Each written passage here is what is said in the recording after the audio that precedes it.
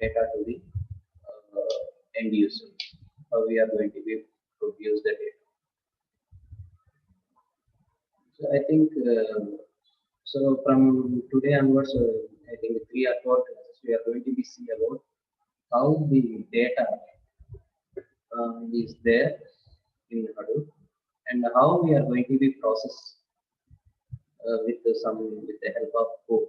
So how we want to write a program in Java code, how we want to write it, everything we are going to be seeing from 2 or 3 classes from today onwards. So the first topic is this. I will share the screen. So can someone tell whether my screen is visible or not?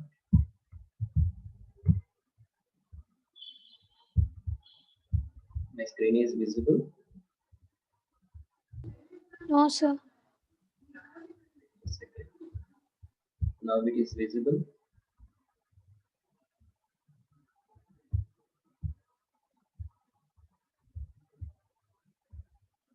Yes, sir. Now it is visible. Thank you.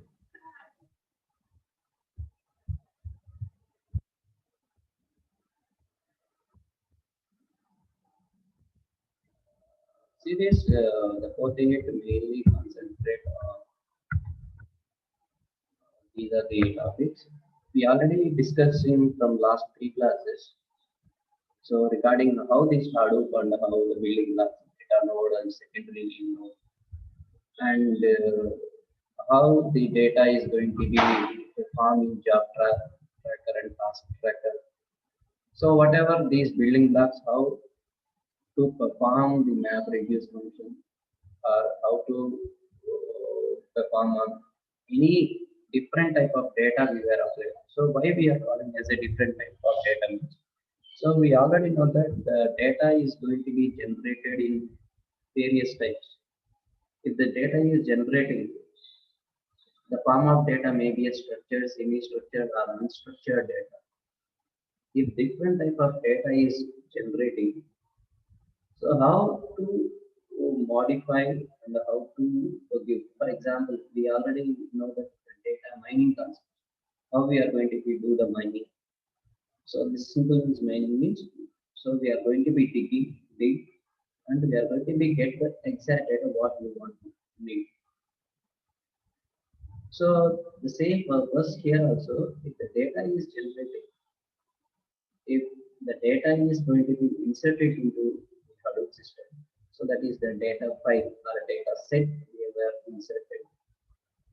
From these data set, how we are going to be make as a visualizations, how the representations are going to be mentioned, then how to perform the operations, maybe for example simple operation, word count, how we are going to be perform. So how much of file size you were taking, and how much of data we were producing at end user. So these type. Then here we are going to be talking about mainly about how the programming is going to be using Hadoop input output. What is IO? You know very well input output. So here we are going to be see about the writable interface, writable, comparable, and commutator. Then writable classes, writable wrapper classes. So have you clear about the wrapper classes? So what we learned in the wrapper classes, have you remember? What is wrapper classes? So wrapper classes for Java primitives, text, and byte. At least we can remember the wrapper class by seeing this one. What is a byte writable, null writable, object writable? By seeing these two, we can say about this what is a wrapper classes. So in the we discuss about the generic classes, wrapper classes, and another one is about serialization. The first unit in topics, wrapper classes, generic types, and serialization. So we are converting the conversion. Something conversion is going to be happening. So these generic means we are going to be mentioning Angular braces. We are going to be mentioning the generic types. So in order to perform in compile time, in order to avoid the compile time errors, runtime errors, we can identify the errors in the compile time itself. We are going to use the generic. There, the wrapper classes we are going to be converting from one data from one form to another form. So that is a generic writable and writable classes implementation of custom. These are the things we will discuss. And today we are going to be discuss about the writable interfaces. How we are going to be write the writable interfaces here. So before going to be see these wrapper classes, we need to know about the serialization. So what is the serialization? Serialization is a process of turning a structured object into a byte stream. So how we are going to be structured objects, so the structured form of object files that is going to be converted into a byte stream for transferring over a network. So whatever the definition, whenever we want to send the data through a network. So we know the definition of network. So connecting one or more systems. If, why we want to connect the systems one or more? Why we need a connection in between a one node to another node in order to transfer data? So if we want to transfer data, how we can transfer data? For example, we can post now. For example, simply we can have a postcard. We can simply post in postcards. We can directly the post box. The person who is going to be handled, they will directly send the same postcard to the end user. That is who is a destination place. But in transmission, we are using some network, maybe a wired or wireless network, whatever the network. If we are sending, how the data is going to be transferred. That is because this is the digitalization, digital form of data we use. In the raw form means, for example, we are writing a letter from one to and we are putting in a postcard. On the side, the receiver is going to be received. So the physical form of letter is going to. But in the computer era, we are going to use everything as a digitalization. So in digitalization, what is the computer can understand, the zero seconds. So while we are connecting one system to another system, definitely the transmission of data from one system to another system from the lower part of the network layer. You remember network layers, a physical layer, data link layer, transport layer, okay, session layer, presentation layer, and application layer. I remember this. So at the top of the presentation layer, the data is going to be generated or data is going to be visualized. The data is going to be seen. So the remaining that application layer is sending the data to the presentation layer, presentation to session layer to transport layer to network layer to data link layer. At the bottom of the layers, the physical layer, it is a responsibility of representation of this. I remember the functionality of physical layer, a representation of bits. So how the bits is going to be sending from one physical layer to another physical. So there we are going to be mention arrow marks between the layer to layer. It is a two-side association. That means one layer output is the input of another layer. So that is the meaning. So whatever it here, this is a transferring transmission over a network. Why we need a serialization process means tuning from structured object into a byte stream.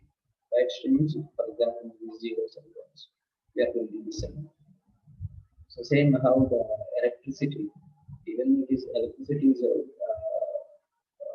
tube light is blowing and the fan is rotating, whatever it, from switchboard to tube light, some wire is there. Through that wire, the data is going to be that power is going to be going in electrons and neutrons.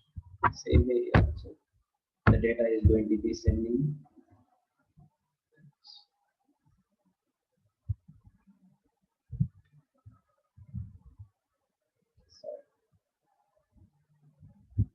Sasha,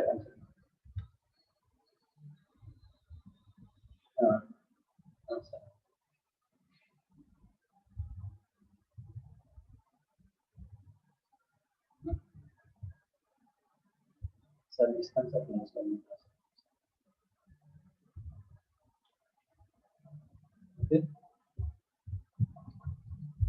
So in the serialization concept is given, then definitely we have another related with this serialization.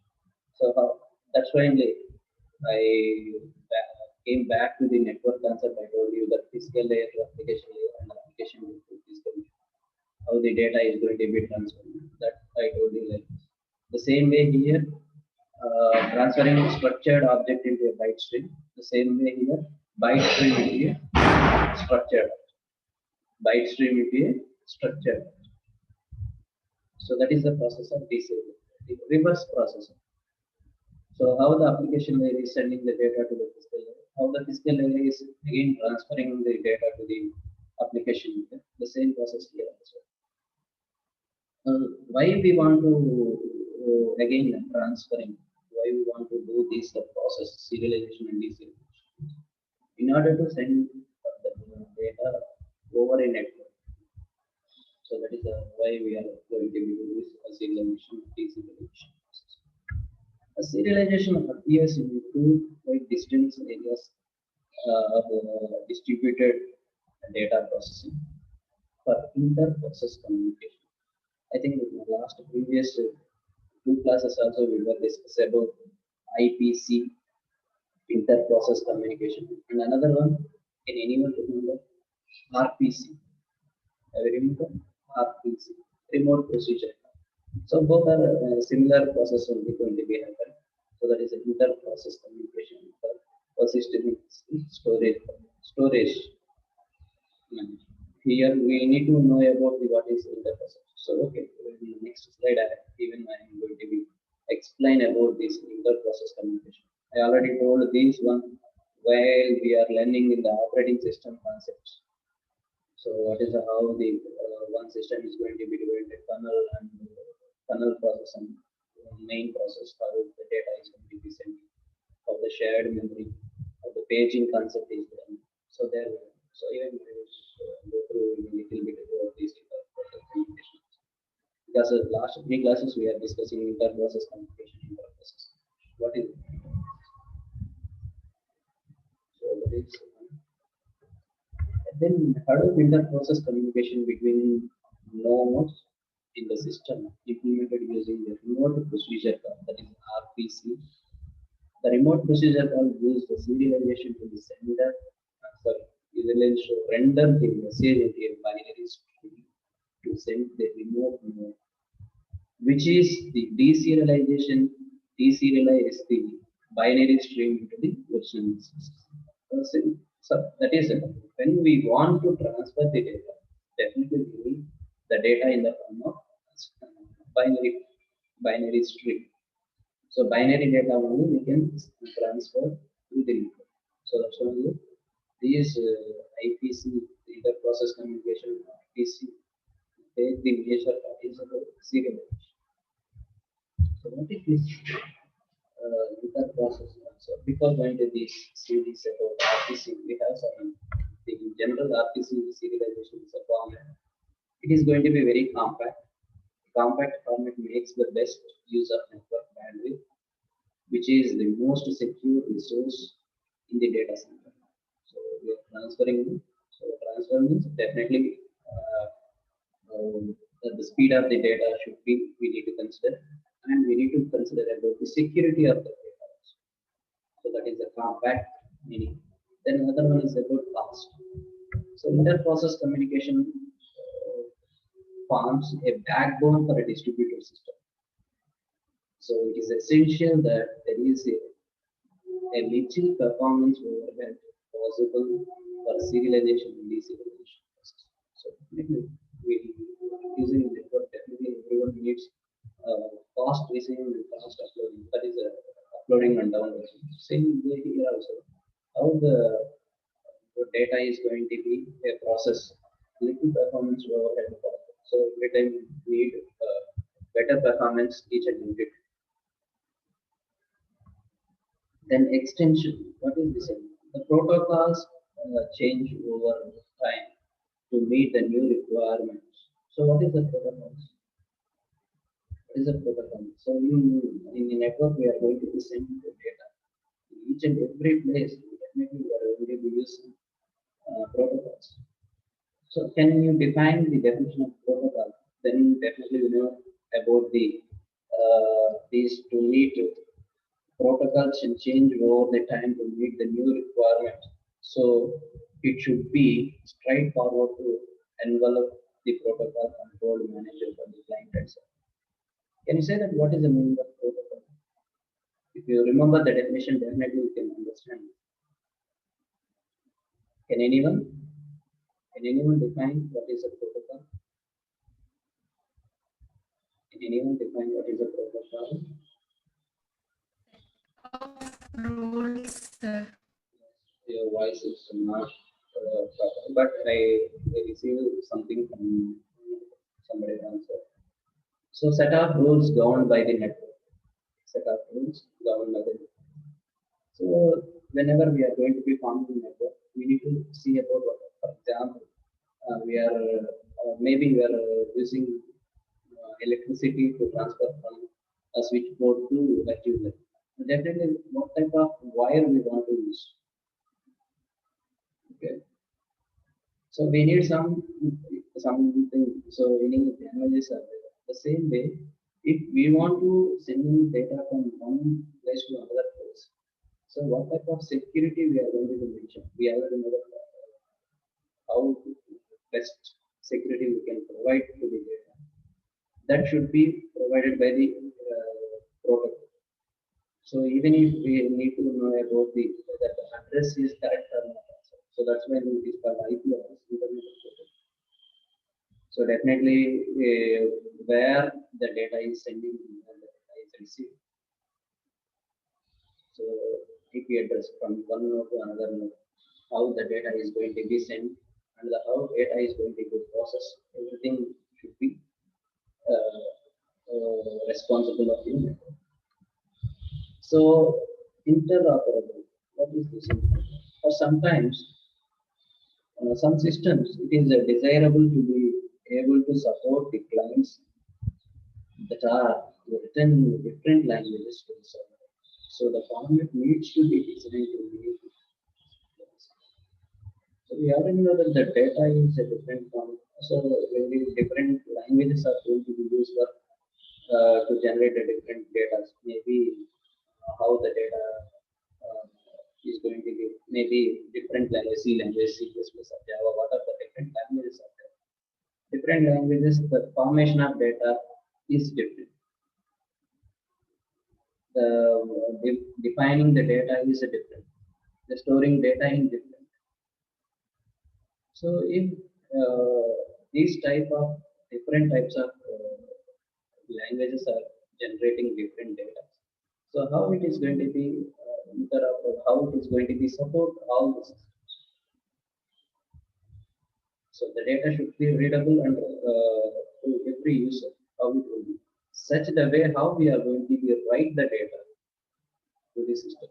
So that is so wherever we are going to discuss how we are going to be performing and write operation. That's only here we are going to be using writing interfaces of. So Hadoop uses its own serialization format for writable, which is certainly compact, fast, but not easy to extend with of languages other than Java. So here we are going to use Java. So simply how we can say no, whatever the advanced languages came on, so still the operating systems were and compilers were designed in C language. Same here also. The Hadoop is was written in the form language other than Java. So we can use Java language, okay, to generate. So that's why like from the starting onwards where we are going to be explain the Java for each and every even if combiner, joiner, reporter. So where we learned about before all the course we have done in Java. What is this inter-process communication? So if you have a clear idea about then you can easily understand this serialization and deserialization. What is this inter-process communication? Inter-process communication is a mechanism which allows a process to communicate with each other and synchronize their actions. The communication between these processes can be seen the method of cooperation between them. The process can communicate with each other through like shared memory passing message. Shared memory and passing message. So the two processes are there. How the two process communication? So maybe a shared memory process, some sending messages processes, sending messages. So how come this shared message, shared memory and message processing? I will show you two diagrams. Please observe the diagrams clearly, then you can understand. So see here, one is about shared memory, another one is about shared message. So process A and process B. We have this operating system kernel thread. So process A and process B is going to be share one memory, that is known as a shared. Here, the process A and process B don't have any shared memory. Process A is sending message to the kernel is sending the message to the process. So that is in the process itself, one process is going to be communicated with another process. In order to perform operations, how the one process need to communicate with the other process. Why we need so here also we have many splits we are going to be performed. For example, in word count example, the input data set is going to be divided into a number of splits. Each split is going to be maybe is going to be running from different processes. And how it is going to be communicated with one process to another process. The data set which we are going to be taken from not only from one place. The data is going to be generated from the different places. Even we in the second unit we learned about the temperature data set, NCDC. NCDC website we were considering. So this nationwide data we were collecting. If it's a sensor were placing only at one place, no, different places, the data is going to be generating, each and data is going to be stored in different manner. So even we are going to be getting from all the places data, and we are going to be finalize that in particular year. What is the maximum temperature in a particular year? What is the maximum temperature with the so how the message is going to be sent? So sending process and receiving process. How the message is going to be processed in the process and how the again message is. So in the message processing manner, in the place of messaging processing, here we are going to be performing the serialization and deserialization. So right, we are sending and receiving. So wherever we need a process of sending and receiving. So in a computer we have every data in. It's not a physical copy. Can you see the data? It is visible. Then how the data is formatted? Can you see the zeros and ones? So,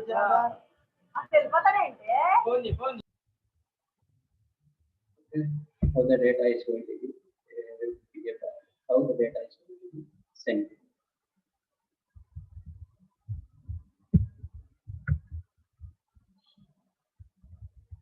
So it is the best example for this process, inter-process communication. Have you heard this producer-consumer? Producer-consumer. So producer, there are two processes, producer and consumer. Producer produces some items and consumer consumes the items. The two processes shared common space or memory location known as a buffer, where the items are produced by the produce is stored from which the consumer consumes them if it is needed.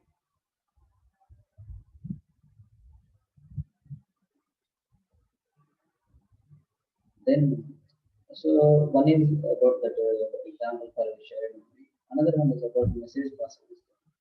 The message size can be a fixed or a variable size. Maybe message size we can 64 bit or 128 or 256.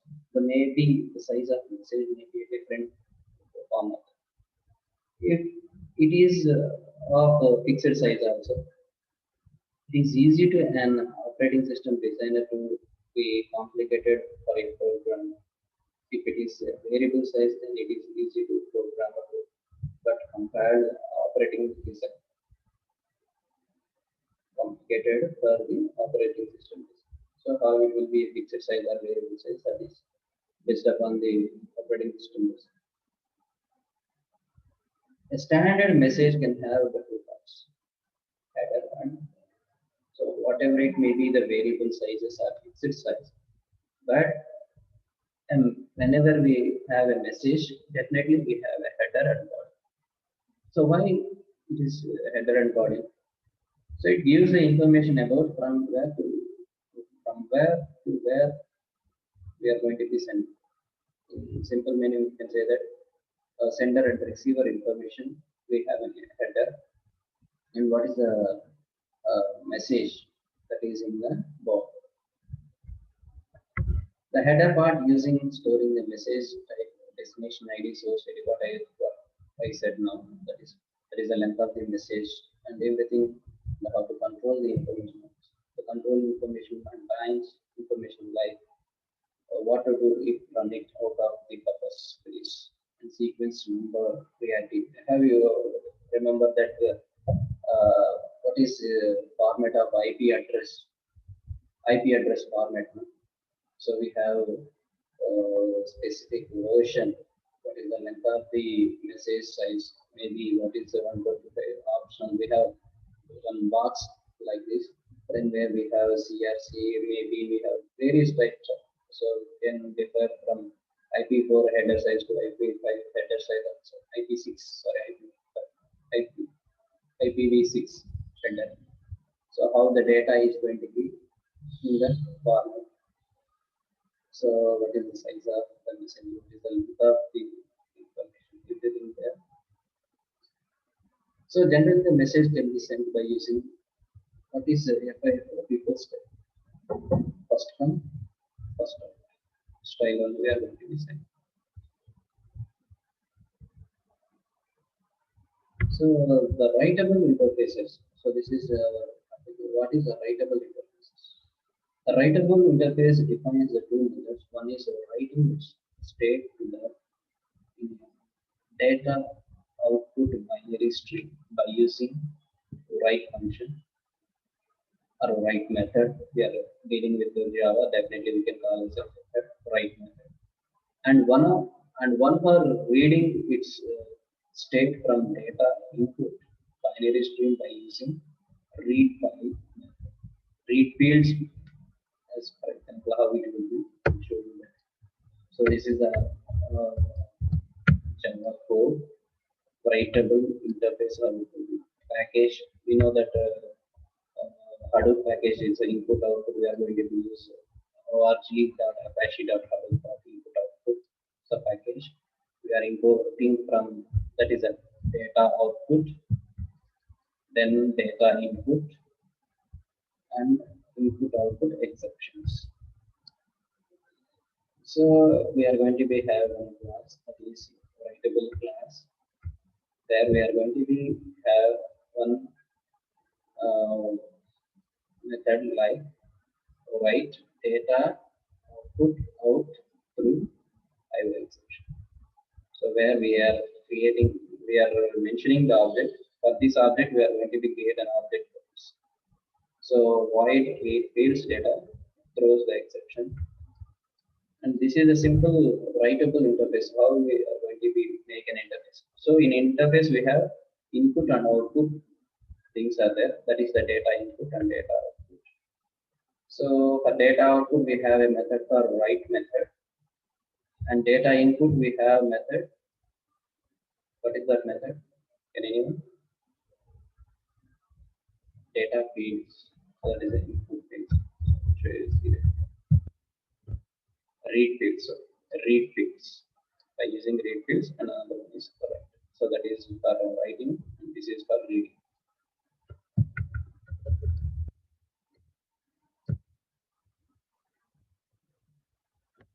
Then we will see the in writable the wrapper classes wrapper for the Java in it can create one and set its value by using the set method. Can create one and set its value by using the set method. So into writable, we are creating an object for writable. So that is a new using is equal to new into writable. So we are going to be set it for by using the set method, that is writable dot set. We are setting to 163 bytes. 163 bytes. So it is equally we can have a constructor by using constructor also. You know what is a constructor? Constructor can automatically create the things. Automatically creates an object. State, for example, that different line we are not going to use. So here we were creating separately and we are going to be assigning method. But here we can directly we can do it. See, into writable. Writable is equal to into new writable. We can provide the set method and we can use by constructor class we can directly assign the values. To examine the standardized form of the into writable, we write a small helper method that is graph method, that is java dot input output dot byte array output string in the Java input output data output stream to capture the bytes in standardized serialized streams. So what is that serialized stream? So how the Java input output byte array output, how we are going to be mentioned in a program. That is a program called Java program.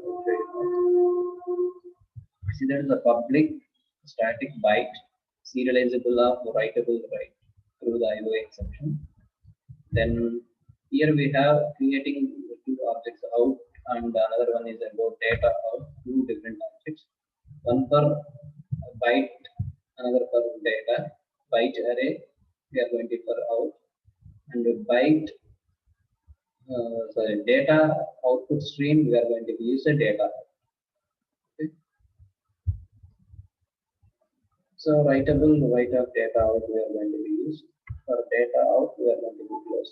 So open close the same manner we are going to be whenever we are going to be the file concept have you remember file concept f open and f close I remember. So there whenever we want to write it definitely when the write operation or read operation is performed then definitely we need to close. And we can go for another operation, definitely we need to do like the way here also the right operation is performed then we are going to do then we are going to be return that out dot to byte array. An integer is written in by using the 4 bytes. We know the size of integer is 4 bytes. So byte equal to serializable writable and accepts that byte of length is 4 byte of length is each byte have because here we are going to consider the data in the form of integer. So that is so like the way how we are going to be interface it. So the bytes are written in big Indian order. We can see their hexadecimal representation by using the method on Hadoop's string view. So here we are going to use the form in list, whatever everything is going to be considered as string. That is in hexadecimal form. What is hexadecimal? See that this hexadecimal format before zeros also should be definitely. By seeing the zeros only, you can say that it is an hexadecimal format. So again here the big endian order. What is this big endian order? Also, I will show you what is this. Let us try a deserialization. Again, we can create the helper method to read. So before one serialization we've done, how we are going to be try. There we are going to be convert from data to byte stream. In deserialization from byte stream to how the object we are going to use. That is one. Then what is the meaning of this big endian means? The big endian system stores the most significant bit of the word at the smallest memory address. At the smallest memory address. And the least significant bit at least at the largest. The most significant bit, significant byte, and the least significant bits. It stores the two different. A little endian system, in contrast, stores least significant bit at the smallest address. The simple meaning, in order to save the memory, we have this big endian system. So what is the first one? We can show the most significant in the form of this smallest memory address space, and the least significant is at the big endian. So we have another one as well, the little endian. In little endian system, we have the least significant bit in the small address space. So by remembering the least and big endians, so how the data. So here we have the code for how we are going to use this deserialization process. So before we saw about the serialization, here we are. So there we have here. So the previous one we have out with the out here in data. Here we are going to use the data in. And so here we are going to use in and data. So we'll show you one second. See here we have out and data out here. So this is about serialization process and deserialization.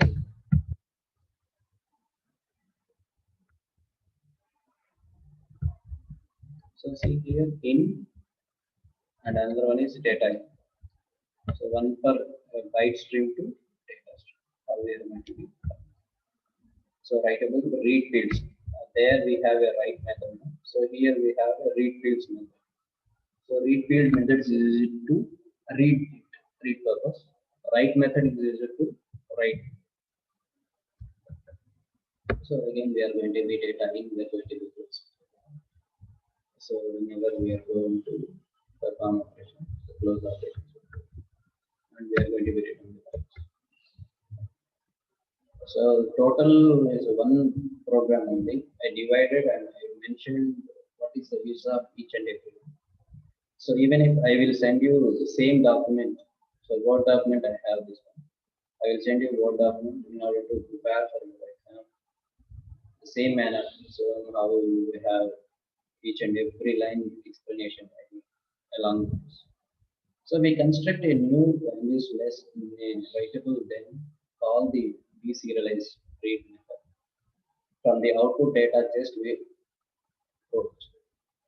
Then we check that the value is retrieved by using the get method. Is the original value is 163. So we already fixed that. The size of data is 163 bytes. So this is a code for deserialization, how the data access is getting back up.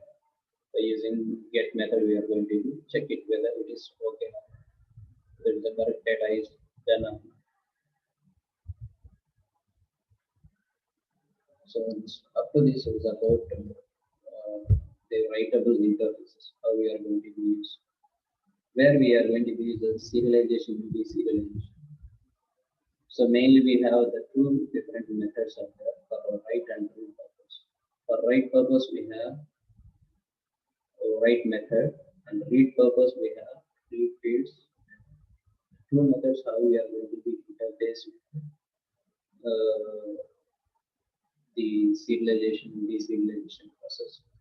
How the data, byte stream data and the data input stream, how we are going to do.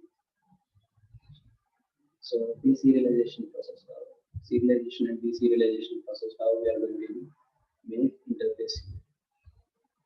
So the next topic is about writable, comparable, and comparator. So into writable implements the writable comparable interface, which just is the sub interface of the writable and the java.lang.py. That is a in package java.lang comparable interface we have also. So package is a general package for Hadoop. So public interface is a writable comparable that will be used again in generic form. So name we are going to be using. Then extend writable comparable for the generic. So type of which type of data we are going to use, either it will be integer or string or whatever the data we are going to use.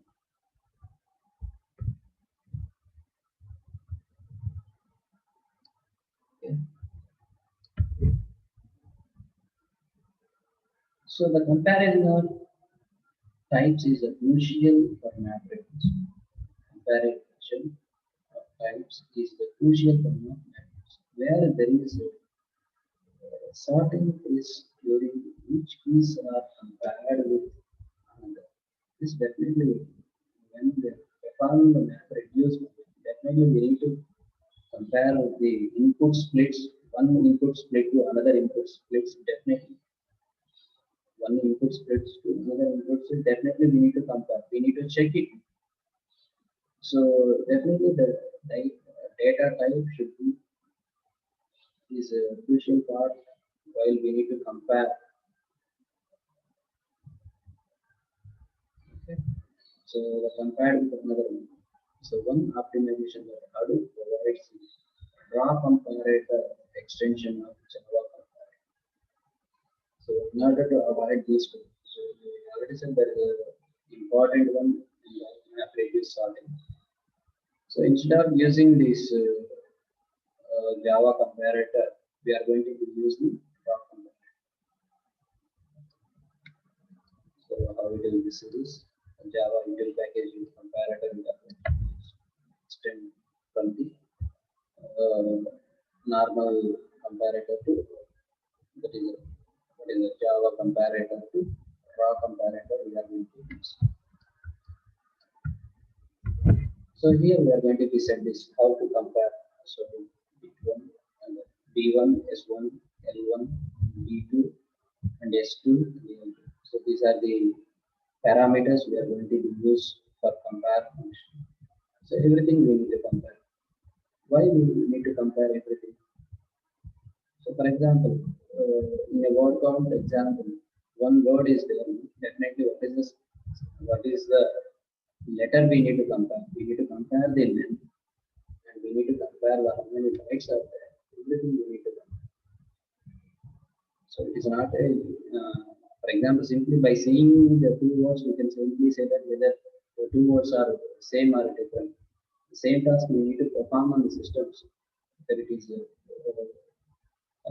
capital letters or small letters, also we need to check. But the length of the length is the same or not, also we need to. So maybe while writing, we may have different space between the one letter to another one. But we will give the same thing in the system also.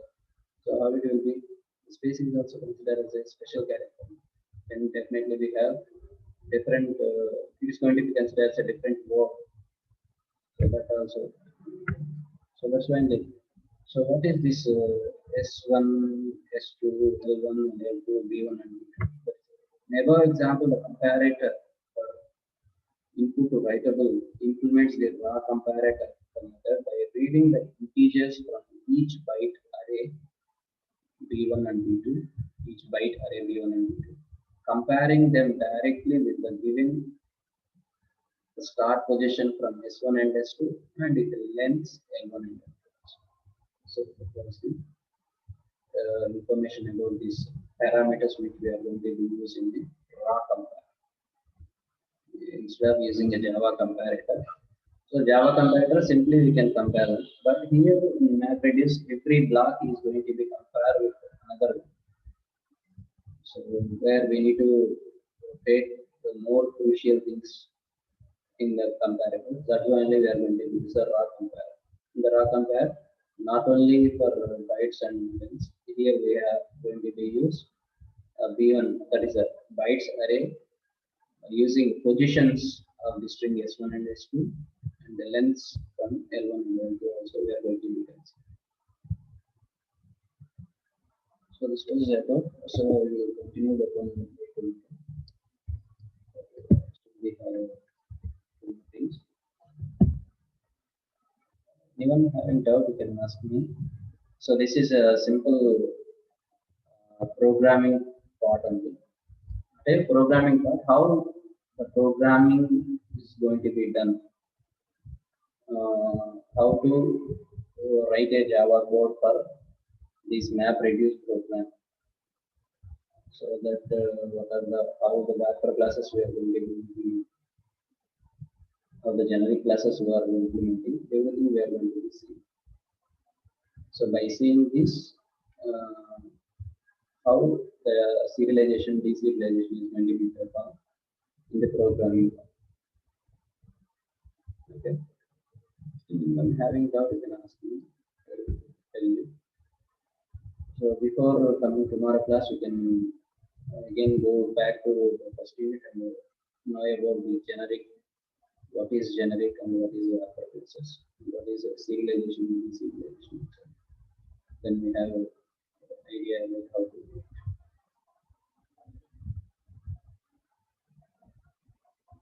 Anyone having doubt, you can ask me. 2 or 3 minutes are there.